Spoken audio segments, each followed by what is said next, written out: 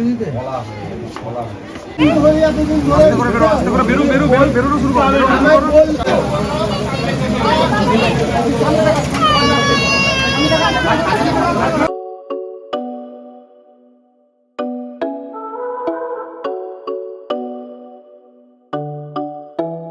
Guys, welcome to my channel. And সেই ব্লগটা যেটা আমরা তারাপীঠে গেছিলাম বলে করছিলাম, ছেলে চুল দেওয়ার ব্লগটাই এখন কন্টিনিউ হচ্ছে। সো মায়ের পুজো দেওয়ার পরে আমরা চলে এসেছি মায়ের ভোগ খেতে।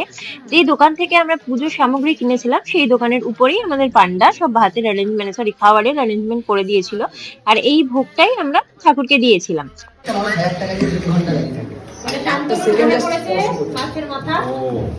এতবার তারাপীঠে আসে এবারের মতো মানে সত্যি কোনোদিনও হয় না। 4-5 বার তো এসছই, এ নিয়ে 4 বার না ওই এই ভাইয়ের কথাটা বলো যে ওনার নাম করে যে হ্যাঁ, যে এই অভিজিৎ ভাই না আমার ছেলের মতন, সে আমাদেরকে সমস্ত ব্যবস্থা করে দিয়েছে।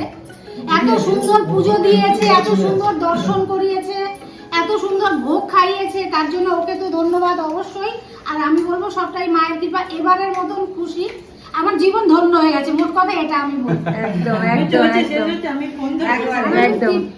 মায়ের ভোগের জন্য আমরা টাকা ধরে দিয়ে দিয়েছিলাম, এন্ড আমাদের পান্ডে সমস্ত অ্যারেঞ্জমেন্ট করেছিল।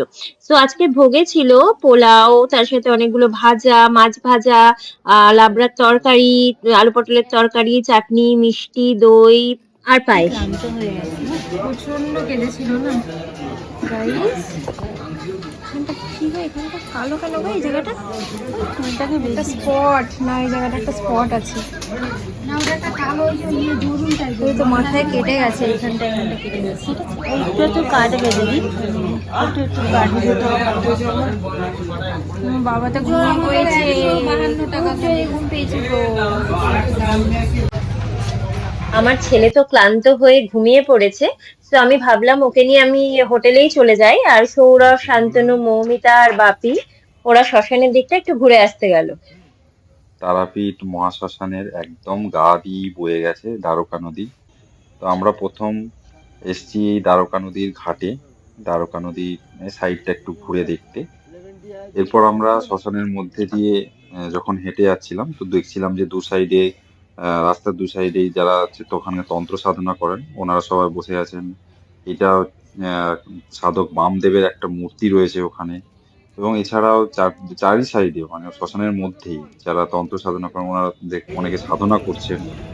এটা মা কালীর মূর্তি কিছু করেছেন ওনারা। এরপর আরো হাঁটতে হাঁটতে গেলাম, আমরা দেখলাম ওখানের যে কাঠের চুল্লি যেখানে দাহ করা হয় এটা দেখলাম। তারপরে আমরা ফিরে চলে এসেছি। সো গাইস, আমরা এসে গেছি ঘরে এন্ড আমার বাবা ঘুমাচ্ছিল, বাট আমার বাবা এখন উঠে পড়েছে।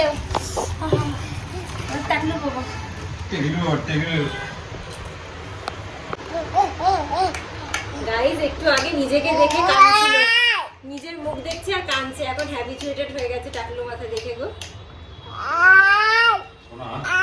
ছটা গেছে দেখিনি, আরতি দেখতে যাবে না? তোমাকে আরতি দেখতে যাবে শুনলাম।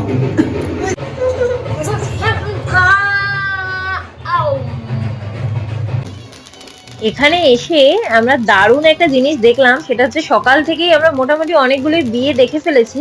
অ্যান্ড সন্ধ্যেবেলার এই বিয়েটা তো ছিল একদম অপূর্ব, কারণ কি প্রচুর পরিমাণে বাজি ফাটছিল আমাদের হোটেলের সামনেই, আর নিচে ওই যে দেখো বারাত। আর ব্যালকনিতে দাঁড়িয়ে আমরাও একটু নেচে নিলাম।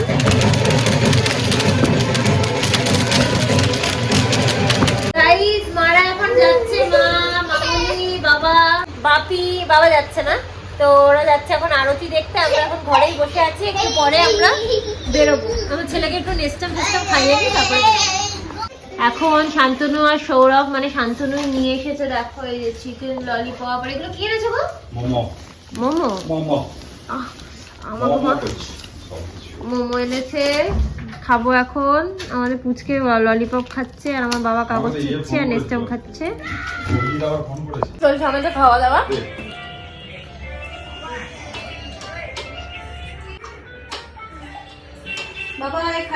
বেরোনোর আগে একটু মোমো খেয়ে নিচ্ছি, একেবারে খাওয়া দাওয়াটা শেষ করেই আমরা বেরোবো। কি করবে তুমি বলো? লাইট রেডি হয়ে গেছে, বাপি আর যাবে না? না আমি আর যাবো না। খেতে নিচে যাবে তো, যখন খেতে যাবে যখন খেতে যাবো তখন যাবো, যখন ফোন করে দিলে আমি চলে যাবো ওর হোটেলে। ও, আহ। মায়েদের ঘুরে ফিরে চলে আসা হয়ে গেছে, এখন আমরা যাচ্ছি। মা আর মামুনি দুজনকে এই পলাগুলো গিফট করেছে, দেখে তো আমার আর মৌমিতার খুব পছন্দ হয়েছে। ভালো করে দেখো কি তুমি তাহলে মৌমিতার জন্য কিনে দিত, আমি দেবো টাকা। এইগুলো কত নিয়েছে বলে দাও না। এত এক্সপ্রেশন দিচ্ছে, এত এক্সপ্রেশন দেওয়া বন্ধ। আমি জানি না, তবে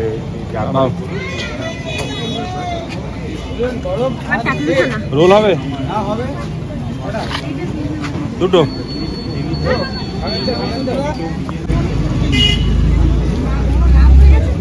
কোথায় রাত হয়েছে, কটা বাজে এখন দেখো তো? এই দোকানটা থেকে মারা একটু রোল খেলো, তারপরে আমরা একটু মার্কেটের দিকে গেলাম কিছু কেনাকাটা করতে। 120 টাকা নেন, 100 টাকা। আমি একটা নিচ্ছি এটা। তোমরা যারা তারাপীঠ গেছো তারা তো জানোই যেখানে বিশাল বড় মার্কেট। আমি অনেক ছোট্টবেলায় এসেছিলাম, তো এখন আমার অতটা মনে নেই। তো এখানে অনেক ধরনের প্রদীপ, কাঁসার বাসনপত্রের জিনিস, যেগুলো গিফটিং পারপাসে ভালো মতো ইউজ করা যায় সেরকম কিছু প্রদীপ আমরা কিনেছি আমাদের মানে রিলেটিভদের দেওয়ার জন্য।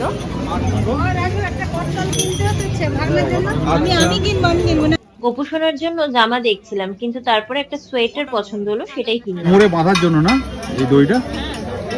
টুপি আছে সাথে, ওই তো টুপি সাথে আছে। নয় করে আমরা কিন্তু অনেক কিছুই কিনে ফেলেছি, স্টোল, ওই পলাগুলো, প্রদীপ, বাচ্চাদের খেলনা। এত কিছু করতে করতে আমাদের পেয়ে গেল প্রচন্ড পরিমাণে খিদে, তো আমরা চলে গেলাম বিনা পানি হোটেলে একটু ডিনার করতে। 3 plate chicken curry, 2 plate rice আর 21টা রুটি। 21টা রুটি আর 2টা রুটি দরকার। আমি এখন আমি নিয়েছিলাম চিকেন কারি আর রাইস, মৌমিতা শান্তনু ওরা নিয়েছিল বিরিয়ানি, সৌরভ, মামুনি, বাপি, মা, বাবা সবাই নিয়েছিল রুটি তড়কা, আর আমার ছেলে খেয়েছিল ডাল ভাত আর মাছ ভাজা। ওকে খাওয়ানোর পরে মৌমিতা, মামুনি ওরা ওকে দেখছিল, আর আমি আর সৌরভ তখন খাচ্ছিলাম।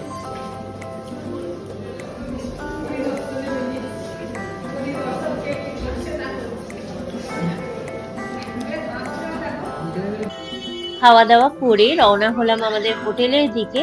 কালকে সকালে আবার আমরা বাড়ির উদ্দেশ্যে রওনা দেব। চলে এসেছি রুমে অ্যান্ড ফ্রেশ হয়ে গেছি। সকাল থেকে ওই মেকআপ করেছিলাম, মানে যেটুকুই করেছিলাম আর কি, সিসি ক্রিম, আইলাইনার, সেগুলো এখন মুছলাম। আর আমার বাবা এই যে লাইট জ্বালাচ্ছে আর নেভাচ্ছে, তো সারাদিন ও ভালো করে ঘুমায়নি, আমরাও একটু রেস্ট পাইনি। আমার বাবার তো ঘুম পাচ্ছিল, এখন আমার বাবা দুষ্টু করতে করতে ঘুম ভুলে গেছে, তো এখন আমরা ঘুমিয়ে পড়বো। আজকের মতো ব্লগটাকে এখানে এন্ড করছি, বাট এই ব্লগটা কিন্তু ফাইনালি এন্ড হচ্ছে না, এই ব্লগটা কন্টিনিউ হবে টিল আমরা বাড়ি পৌঁছাই। সো কালকে সকালে তোমাদের সাথে আবার দেখা হচ্ছে। এখনকার মতো good night. Good morning guys, আমরা এখন উঠে পড়েছি অ্যান্ড তোমাদেরকে দেখাচ্ছে ও লাইভ করতে পারে, দেখো।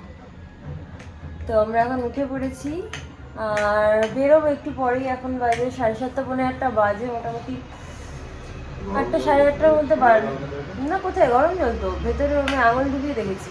ওই সৌরভ এখন ছেলের জন্য একটু খাবার বানাচ্ছে, তো গরম জলটা আমি করেই নিয়ে এসেছিলাম, নেস্টাম খাবে, খেয়ে দিয়ে বেরোবে। তোমাদেরকে দেখাচ্ছে, দেখে তুমি শোনো আরো। গুড মর্নিং করো, একটু গুড মর্নিং বলে দেবো। যেহেতু আজকে ব্লগটা কন্টিনিউ করছি, কেন কি আজকে বাড়ি যাওয়া পর্যন্তই ব্লগটা কন্টিনিউ করবো, তারপরে ব্লগটা এন্ড করবো।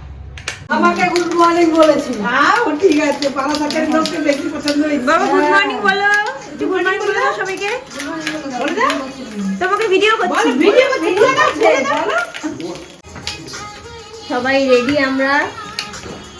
আমি রেডি হয়ে আছি। তুমি তো সবার লাইটে রেডি, তুমিও একটু পেজ দিও। হ্যাঁ, চা খেয়ে গরম জল।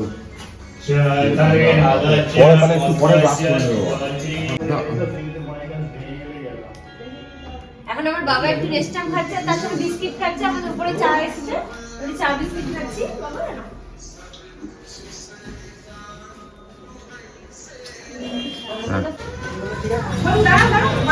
তো আমরা এখন চেক আউট করছি।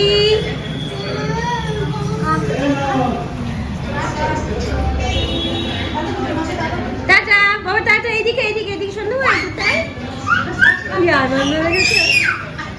বেশ বেচারা চুল নিয়ে এসেছিল, ওই কিছু দিয়ে যাচ্ছে, আমরা ফ্রিতে আসলাম চলে গেলাম। দামি জিনিস, ওর পছন্দের জিনিস।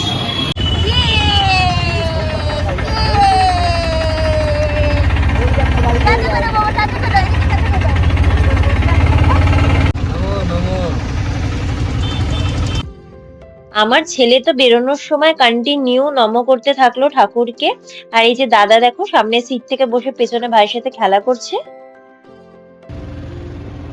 একদিনের জন্য হলেও আমরা কিন্তু খুব সুন্দর ঘুরেছি মা তারার কৃপায়। আর প্রথমবার সবাই একসাথে খুব মজা হয়েছে। আমরা পৌঁছে গেছি স্টেশন, এখন আমরা চলে যাব বাড়ি। এখানে একটু পেয়ারা টেয়ারা কেনা হচ্ছে আর আমি আর আমার ছেলে একটু ঘুরু ঘুরু করছি। রামপুরহাট স্টেশনটা কিন্তু দেখো পুরো মন্দিরের মতো, ভীষণ সুন্দর। এটা জোর করে যে সাউন্ডটা করতে লাগে।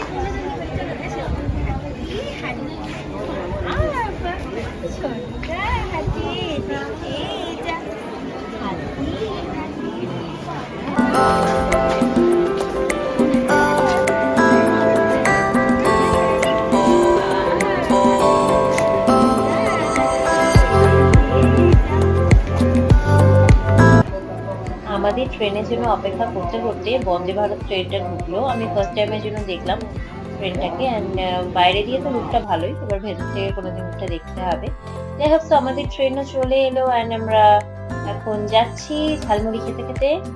আমি মুড়ি খাবো না কিন্তু। বন্ধু দাও।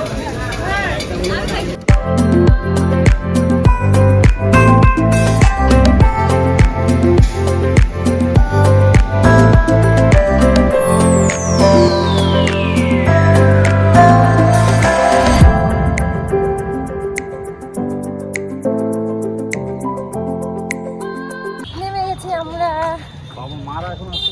না, সাগরদিঘি স্টেশন থেকেই সৌরভের অফিসের বাসে আমরা উঠে পড়লাম সবাই মিলে।